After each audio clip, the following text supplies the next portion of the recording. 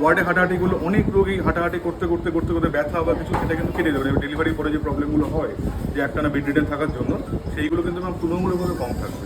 উনি ফার্স্ট আমাকে মোটিভেট করেন, তারপরে তো এই দিদিরা আছেন। মানে ডাক্তারের কথা শুনবে না, বাইরের যেগুলো প্রসেস একদম না, একদম না। 6 মাস অবধি না একদম না, মানে ব্যথা, মানে ব্যথা, সিভিয়ার পেন। এনারা সবাই নর্মাল ডেলিভারির সুফল তো আমরা সবাই জানি। আমরা বারবার চেষ্টা করি যে সব কিছুরই স্বাভাবিকভাবে যদি এগোনো যায় তাহলে সেটা পেনটা সহ্য করার মতনই। একদম একদম একদম পেইন অসহ্য কিছু নয়।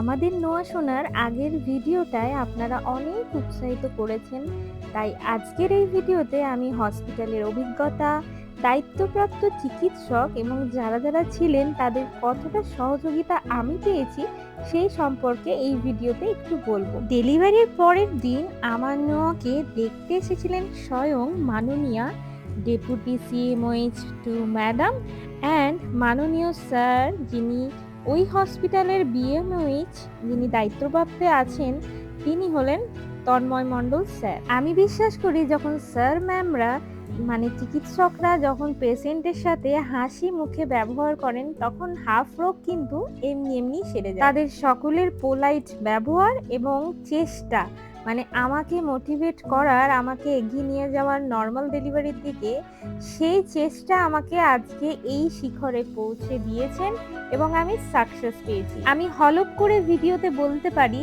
আমার এই যে ডেলিভারি, মানে নর্মাল ডেলিভারিতে আমার বেবি আমার কোলে এসছে এবং পৃথিবীর আলো সুন্দরভাবে দেখেছেন একমাত্র পিঠাকিয়ারি রুরাল হসপিটালের চিকিৎসক এবং নার্স দিদিদের জন্য। সরকারি হসপিটাল নামটা শুনলেই সবার মনে আতঙ্ক এবং ভয় জেগে ওঠে যে সরকারি হসপিটাল, সেখানে কি ঠিকঠাক ব্যবস্থা পাবো, ঠিকঠাক ফ্যাসিলিটি কি আমরা পাবো আদৌ?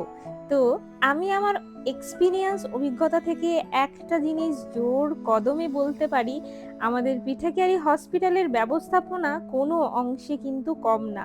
আমি আজকে যেটাই আনন্দ উপভোগ করছি একমাত্র কিন্তু তাদের জন্য। আমাদের BMOH স্যার, তিনি নিজের মুখে অনেক কথা বলেছেন ভিডিওতে, আগের ভিডিওতে আপনারা শুনেছেন, কিন্তু আমি একটু শেয়ার করব। তিনি এটাও বলেছেন যে হসপিটালের আশেপাশের পরিবেশ এবং রাস্তাঘাট সবকিছু সম্পর্কে তিনি কিন্তু প্রথম দিন থেকেই সচেতন। আর তিনি এই কথাও বলেছেন, কারোর বাড়ি গেলে যেরকম বাথরুম দেখলেই বোঝা যায় বাড়ির পরিবেশ কেমন, মানুষজন কেমন, ঠিক তেমনই হসপিটালে যেদিন তিনি প্রথম এসেছেন সেদিনই ফার্স্ট কিন্তু হসপিটালের বাথরুম দেখেছেন। হ্যাঁ, তবে এটা একটা রিকোয়েস্ট মানুষের কাছে, যারা আমরা পেশেন্টরা এবং যারা সাধারণ মানুষ ওখানে বাথরুমটাকে ইউজ করছেন, সেই বাথরুমটা পরিষ্কার রাখার দায়িত্ব কিন্তু ডাবল হয়ে ওঠে তাদের ওপর। মাননীয় স্যার চেষ্টা করে চলেছেন হসপিটালকে উন্নতির শিখরে নিয়ে যাওয়া, স্বাস্থ্য পরিষেবার প্রয়োজনীয় পরিকাঠামো গড়ে তোলা এবং চিকিৎসা ব্যবস্থায় আধুনিক পদ্ধতির প্রয়োগকে লক্ষ্য রেখে কাজ করে যাচ্ছেন তিনি অনবরত। রেসপেক্টেড স্যার ম্যাডামদের কাছ থেকে অনেক কিছু জানলাম এবং এটাও জানলাম সি সেকশন বা সিজারিয়ান ডেলিভারি একমাত্র কিন্তু এমার্জেন্সি পারপাসেই ইউজ করা উচিত।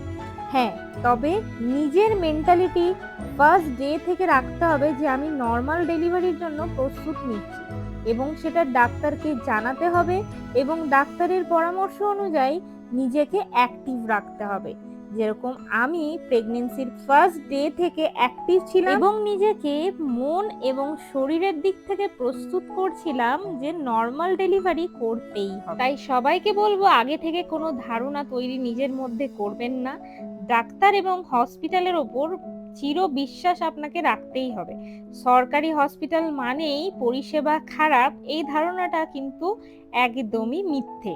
সঠিক জায়গা পেলে, ভালো ডাক্তারদের পরামর্শ মেনে চললে এবং নিজের শরীর এবং রিপোর্ট অনুযায়ী চললে সরকারি হসপিটালেও খুব সুন্দরভাবে ডেলিভারি হতে পারে। কনক্লুশনে বলবো, বিশ্বাস রাখুন, সাহস রাখুন, কারণ সব মাই যোদ্ধা।